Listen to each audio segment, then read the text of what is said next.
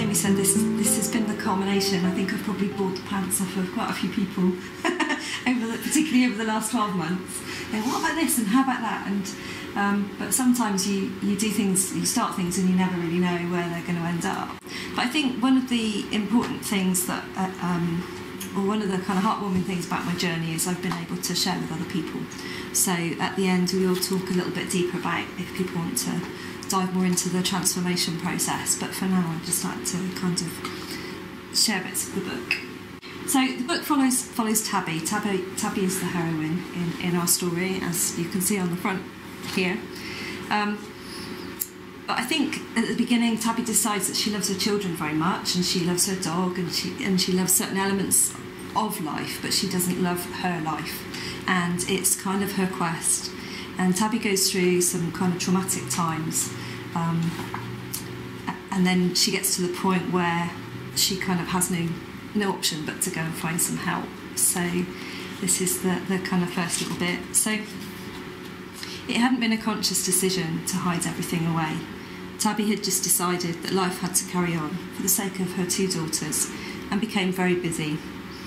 Once she'd written herself a daily list, concerned herself with the tasks of the day, and got into an exhausting routine, it had been easy to dismiss any thought of emotion. As time had gone on, she became an actress, effortlessly winning an Oscar or 2 every time anyone asked her how she was. The phrase, "I'm fine, how are you?" can be used as a brilliant deflection, as long as the people around you expect you to be fine.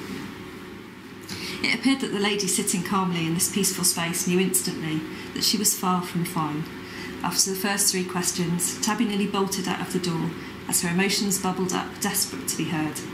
With a deep breath, she took a timid step in the direction of healing and quietly lay on the couch. Sometimes it's okay to not be okay, and the whole point of living a magical life is to be able to notice what's going on. And we tend to run away from our illnesses or our problems and distract ourselves, and life is full of distractions, shopping, alcohol, chocolate, shoes, you name it. I mentioned in the beginning about looking a bit deeper, and this year I've kind of been looking at how people can make those steps. Tabby's journey took years, and it would be really nice if there were support systems and easy things to so people don't have to do things the hard way, I think. So for anyone who kind of wants to delve deeper into their own intuition and energy, and wants to sort of take the transformation process a little bit further, as it's launch day, you have to do something. So we designed a Tarot Secrets Day, which is all about the tarot and using it as a tool, and actually getting really practical with it without having to do years and years of studies, just to dive right in. And there's an online 4-week course as well as a 1-day, so you have the studying at home and then bringing it all together and practicing in a room of like-minded people. Apart from that, thank you very much.